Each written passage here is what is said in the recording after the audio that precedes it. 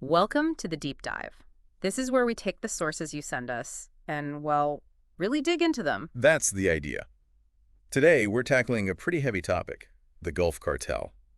We've got a detailed document to work from covering its whole history. Right. A listener provided this PDF, and our mission basically is to pull out the key history, the operations, the impact of this really long-standing criminal group. And it's comprehensive. We're talking origins of the 1930s, its evolution, the violence, the corruption, all the way up to recent events. Okay, so let's jump in. Where does it start? The document points to the 1930s, Matamoros, Tamaulipas, right across from Texas. Exactly. And it wasn't even called the Gulf Cartel then. It was the Matamoros Cartel. Founded by Juan Nepomuceno Guerra, and later Juan Garcia Abrego joined the picture. And their first business. Classic stuff, really. Smuggling alcohol into the U.S. during Prohibition. Makes sense. Exploit the ban. Yeah. And then later, heroin. It really shows how these groups, they just adapt to whatever illicit market is available. Okay, fast forward a bit. The 1970s, 80s. This seems to be where Juan Garcia Abrego really steps up and transforms the operation. Oh, absolutely. A major turning point. The 1980s saw that big shift into cocaine, also methamphetamine, marijuana. And he made some kind of deal with the Cali cartel. That sounds significant. Very. Instead of just charging a fee per kilo, like many traffickers did, Garcia Abrego negotiated for a 50% share of the actual cocaine shipments as his payment. Wow, 50%. That's ambitious. Incredibly ambitious, and it meant they suddenly had massive amounts of product to handle. Which leads to the next point here, warehouses. He set up warehouses all along the border to store this stuff. Right. Think about the logistics of that. Not just storage, but managing it, securing it, moving it deeper into the U.S. It required a whole new distribution network, essentially. Exactly. And building that network, that capacity, it also meant needing more political influence, protection. Now it worked. By the mid-90s, they estimated the Gulf Cartel was handling maybe a third of all cocaine coming into the States. That's the estimate. And the worth was pegged at over 10 billion U.S. dollars. Just staggering number. 10 billion. With that much money sloshing around, you just know corruption is going to be a huge part of the story. It's unavoidable, really. And the document details some, frankly, shocking examples, even involving U.S. agencies. Like the INS buses. Get this, between 86 and 90, they were apparently using U.S. immigration buses to ship cocaine. It's almost unbelievable, the sheer audacity. It speaks volumes about the vulnerabilities and maybe the level of infiltration they achieved. Right. Suggest compromise people inside. Definitely. And it wasn't just the INS. There was this special deal, as the document calls it, with members of the Texas National Guard. Using military trucks to move drugs from South Texas to Houston? That's what's alleged. It just shows how far the corruption could reach. And even the FBI wasn't immune. An agent, Claude de la O, took over 100,000 in bribes. Yeah, and leaked information. It just highlights how insidious this kind of influence is, reaching right into federal law enforcement. So the mid-90s, this is peak Garcia Abrego time. He ends up on the FBI's top 10 most wanted list in 95. And he was the first drug trafficker ever put on that list. Shows you his profile at the time. But it didn't last forever. He was arrested in January 96. Correct. Arrested in Mexico, then extradited very quickly to the U.S. And his trial, well, it blew the lid off the scale of bribery. Millions paid to Mexican officials, law enforcement. There were even whispers, weren't there? Allegations that his arrest might have been politically motivated, like Mexico needing to satisfy the U.S. for trade certification or something. Those kinds of allegations definitely surfaced. Hard to prove definitively, of course, but it shows the complex politics surrounding the drug war. Yeah. Garcia Abrego himself, though, he confessed to a lot. Ordering murders, torture, the bribery, the smuggling. Yeah. And there's this whole issue over his citizenship. A disputed U.S. birth certificate, which meant he was tried as a U.S. citizen. Ultimately held responsible for massive trafficking from the mid-70s all the way to the mid-90s. Huge span of time. And little details emerged, too, like a previous arrest in Texas for auto theft where he was let go. No charges. Interesting. And later, 2 guys charged with laundering over $30 million for him. Plus, he was linked to some horrific violence. The DEA agent Enrique Camarena Salazar murder in 84. Blamed for involvement, yes. And the Cerezo prison massacre in 91. Just brutal stuff. Yeah. So Garcia Abrego is gone. Arrested, extradited. What happens next? Yeah. A power vacuum. Classic scenario. His brother, Humberto, tried to take over. Others, too. Oscar Malherbe de Leon, Raul Valladares Elahan. But it sounds like it was messy. Lots of infighting. Unstable, period. Very. Eventually, a guy named Hugo Baldomero Medina Garza, el Señor Padrino de los Trailers, becomes important. Then Sergio Gomez, El Checo, briefly leads.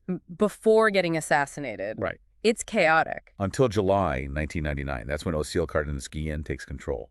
And he does it by assassinating his rival for the top spot, Salvador Gomez Herrera. Ruthless earned him the nickname El Matamigos, the friend killer. Chilling, yeah. And under Osiel, the cartel changes significantly. He does something pretty unprecedented. This is the Los Zetas part, isn't it? Exactly. He recruits deserters from the Mexican Army's Elite Special Forces Unit, the GAFE, over 30 of them initially. Highly trained military guys becoming the cartel's private army. That's a game changer. Absolutely. Led by figures like Jaime Gonzalez de Duran, Jesus Enrique Rejon Aguilar, Roberto Lascano.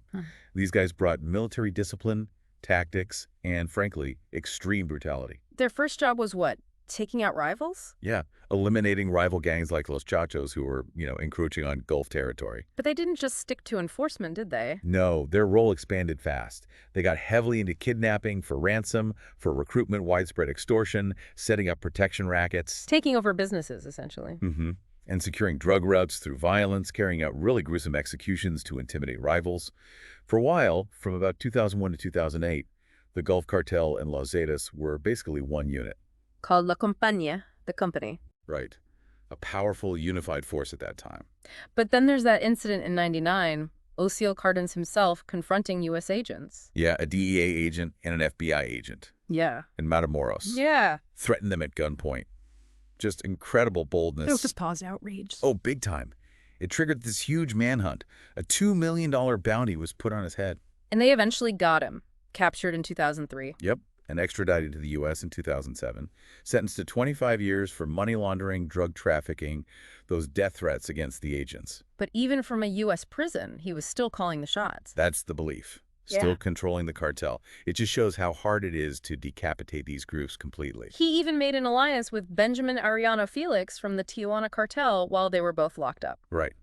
The connections persist, even behind bars. It's a tangled web. Okay, so La Compañía, this powerful Gulf Zetas alliance, it doesn't last. It falls apart around early 2010. Why? Well, the exact trigger is debated, but there were likely multiple factors building up. Los Zetas were becoming, increasingly independent. Getting into their own rackets, like extortion and kidnapping, separate from the drug trade. Exactly. Plus, disagreements over leadership after Osiel's extradition.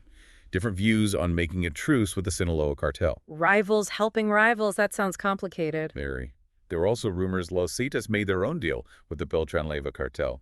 And then, a specific killing seems to have been a catalyst. Right, a Zeta Sky, Sergio Peña Mendoza, allegedly killed by a Gulf Cartel figure, Samuel Flores Borrego. That appears to have been the spark that ignited the full-blown war. And it was brutal. Started in Tamaulipas, spread to other states. The whole alliance map shifts. Completely flips. Yeah. Suddenly, the Gulf Cartel is teaming up with old enemies like the Sinaloa cartel and La Familia Michoacana against Los Zetas. And Los Zetas. Who did they ally with? They joined forces with the Juarez cartel, the Beltran-Leyvas, elements of the Tijuana cartel, basically anyone against the Gulf Sinaloa bloc. A massive, violent realignment. Meanwhile, within the Gulf Cartel itself, after Osiel's arrest, his brother, Antonio Cardenas Guillen, and Jorge Eduardo Castilla Sanchez Alcas took over. Right, but the infighting didn't stop. Factions emerged within the Gulf Cartel, Los Metros and Los Rojos being the main ones. So they're fighting Los Zetas and potentially fighting each other. It seems so. Constant internal conflict. Then Antonio Cardenas is killed in a shootout with Mexican forces in 2010. Leaving Alcas in charge. Apparently, until he got arrested in 2012. And Osiel's other brother, Mario, gets out of prison and becomes a top lieutenant again. It's just this revolving door of leadership and instability. And this fragmentation continues. What's the situation now, according to the document? Still very fragmented, but they still operate, including inside the United States, Texas, Louisiana, Georgia are mentioned specifically. U.S. officials worried about ties to prison gangs here and violence spilling over. That's a stated concern, yeah. And you see high-ranking members still getting convicted in U.S. courts. And internationally, their reach goes beyond North America. Oh, yes. Ties suspected with the 'Ndrangheta in Italy, the Serbi mafia. Wow. Europe, too. Expansion into Europe, especially Eastern Europe, look for view drug markets. And they're exploiting weak spots in North and West Africa to set up trafficking routes into Europe. It's a global operation. Okay, let's talk about how they operate. The nuts and bolts. There's a structure mentioned. Falcons, hitmen, lieutenants, drug lords. Yeah, basic hierarchy. Falcons are the lookouts, the eyes and ears. Hitmen, obviously, the enforcers carrying out violence. Lieutenants manage territories or specific operations. And the drug lords at the top. And their activities are pretty diverse. Protection rackets, extortion. Yeah. That seems huge. Absolutely. Targeting businesses, even other criminals like human smugglers. They demand piso, attacks under threat of violence. It cripples local economies. Kidnapping, too, for recruitment, getting rid of rivals, ransom. All of the above. And human trafficking, exploiting vulnerable people, especially along that corridor through Veracruz and Tamaulipas towards the U.S. border. Horrific stuff. And bribery, we talked about it, but it's central. Police, prosecutors, politicians, journalists. Essential for their impunity. Then there's theft. Massive oil theft from Pemex pipelines is a big one. Money laundering, obviously, through all sorts of businesses and banks. Arms trafficking, getting weapons, often from the U.S. A constant flow.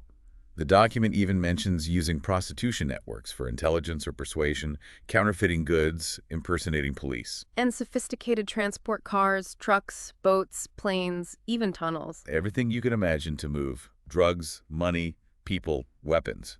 And using U.S.-based gang members for distribution and crime on this side of the border.